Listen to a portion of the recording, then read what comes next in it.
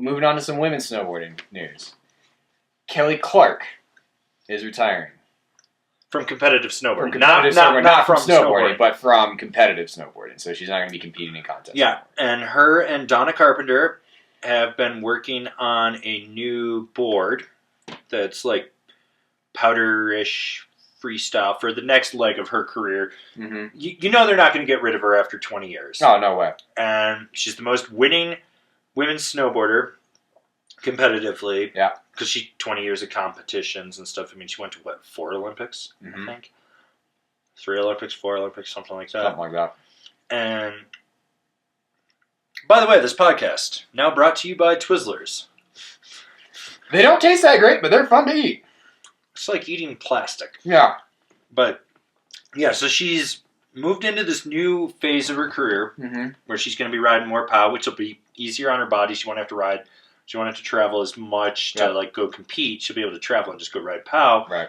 Which is good. I mean, I think the one cool thing to see from competition riders that are half-pipe riders into the backcountry and into powder is they have so much fucking edge control. Yeah.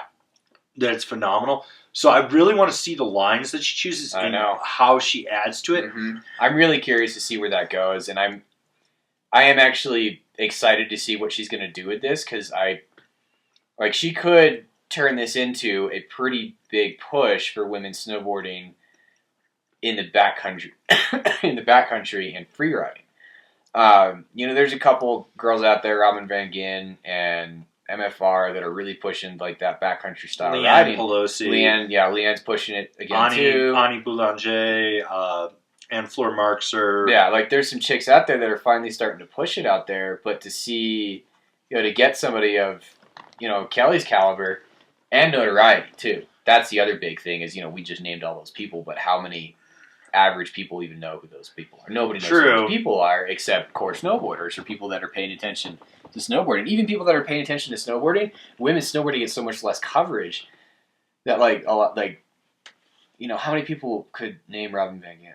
It's okay. One thing someone did point out to me was that, I think it was Alan Russell, a super fan, pointed this out to me, that he was watching X Games because he watches everything, that someone during her whole ceremony at X Games, they referred to her as the most influential snowboarder of all time.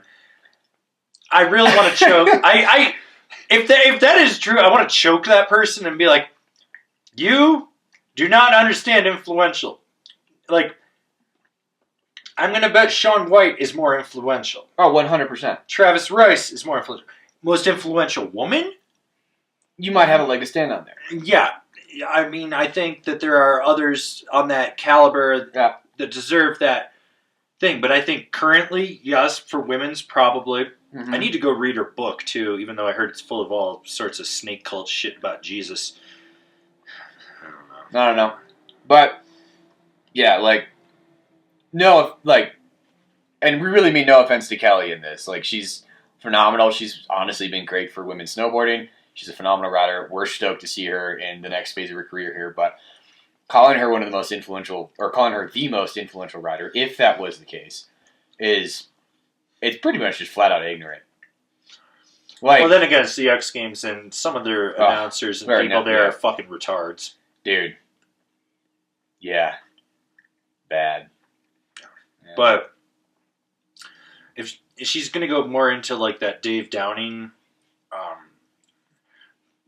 kind of ambassador working on gear type thing with Donna Carpenter working on specific lines, I'm curious to see what kind of boards are going to come out, because I think that there is a demand for boards for women that really push it. And let's be honest, Kelly's not, if you ever saw photos, they would take the Olympic girls and they would put the cuter ones at the front, and Kelly was always in the back. Yeah.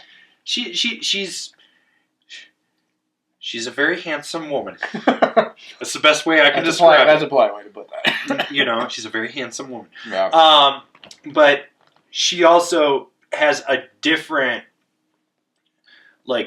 body structure to her than most girls do. Mm-hmm. And there are those women out there that need a stiffer, beefier board. And to see her be like, well, we're going to tweak this, and we're going to do this, and we're going to do this, to get into that role, she, in my opinion, was definitely a contest jock, but contest jocks tend to be a little more educated than urban riders, in my opinion. Like, they're the ones that they haven't quite smashed their head into the ground as much. Yeah. Which means that they tend to work a little bit better with product development. Mm-hmm. So I'm thinking that she will be able to really drive the women's line in a different direction. I'm definitely looking forward to, maybe even this year, as far as or 2020, I should say. Looking forward to 2020 in the family tree line for the women to see what she may have had an influence on with that. If she was planning on retiring, I don't know if this was planned 6 months ago, or I think probably after doing it at X Games, it kind of makes some sense. Although I guess maybe I would have planned U.S. Open. Yeah, being the Burton rider. But, whatever. But here's the thing. The Open always gets powder. So then if she's there and she's now this powder person, she's going to go do that instead. She's going to go ride the Minturn mile with Jake and all them and end up out in Minturn. Right. So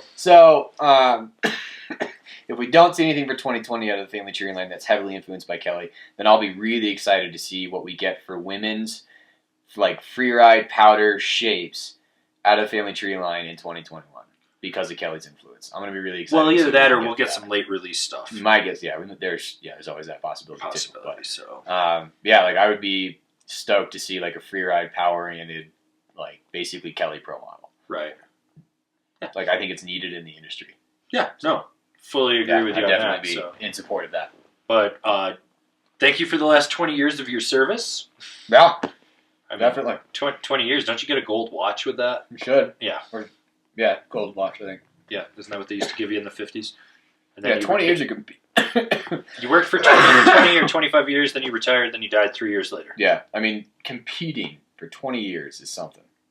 That's something right there. So she competed longer than Chloe Kim's been alive. Yeah. Just let that one sink in. Yeah. So, all right, no. Good for her. Let's move on to another subject here. Yeah.